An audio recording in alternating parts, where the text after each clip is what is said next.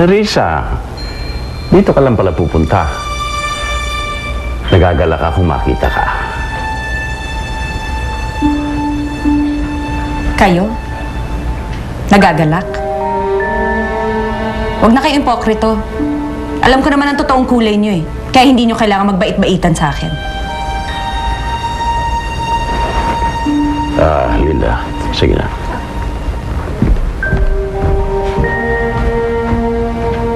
Nerissa, kung ano man ang alita natin noon, kalimutan na natin.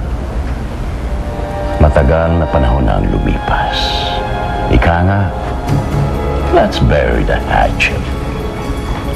Nangangarap kayo ng gising. Dahil kahit na kailan, hindi ko makakalimutan ang kawalangian niyo sa akin. Ang mga ginawa niyo sa akin, dahil sa inyo nagkahiwalay kami ng anak ko. Nerissa. Ilabas mo ang anak ko. Asan ang anak ko? Guess what I'm looking at right now, Belle? Nakakaintriga naman yan. Ano ba yan? Nagkita na rin sa wakas si Changi at si Nerissa. Really? De malaking gulo yan. Oh, I'm counting on it. Ginatungan ko pa ng sobra-sobra si Nerissa para abot hanggang langit ang galit niya sa matanda. You are so bad. I'll talk to you later, ha? Kailangan ma-witness kung salpukan ng dalawa. Ibalik mo sa akin ang anak ko! Nerissa, please. Konting lamig. Hindi nakukuha ito sa init ng ulo. Mag-usap tayo ng maayos. Wala na tayong dapat pag-usapan pa. Ilalayo ko na sa'yo ang anak ko para hindi niya maranasan ang kasamaan mo! Pwede ba sa conference room tayo mag-usap? Please? At kung ayoko, anong gagawin mo? Ha? Ipapatawag mo na naman yung mga tauhan mo? Ha? Para saktan ako katulad ng ginawa mo dati? Hindi totoo yan binibintang mo. Sinungaling! Alam niyo ba, walang kasing sawa itong matandang to! Pinagtangkaan niya ang buhay ko para mailayo sa akin ang anak ko! Nerissa, ano bang pinagtangkaan ang pinagsasabi mo? Walang katotohanan niyang binibintang mo sa akin. Sinungaling ka. Ibalik mo sa akin ang anak ko. Ginawa mo yon dahil sa gindi ng galit mo sa akin.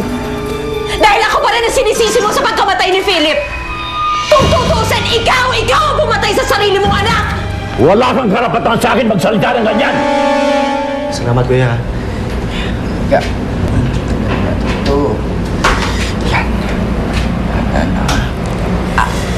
Okay.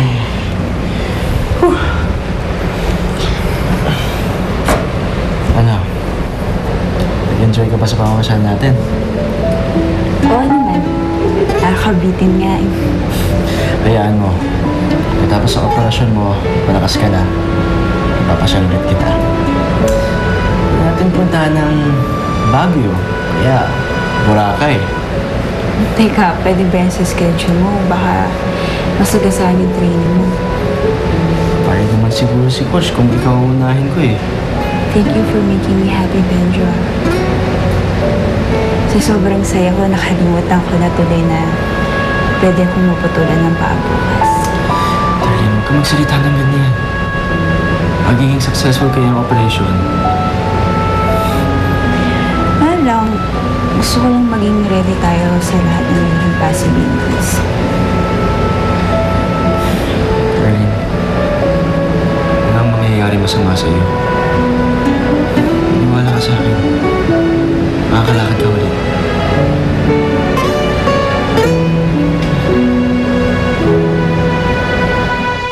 Wala kang karapatan makipag-usap sa akin ng ganyan! Kung ayaw mo makipag-usap sa akin ng matino, lumayas ka! Hindi ako aalis dito hanggat hindi ko nakukuha ang anak ko! Bumalik ka na lang dito.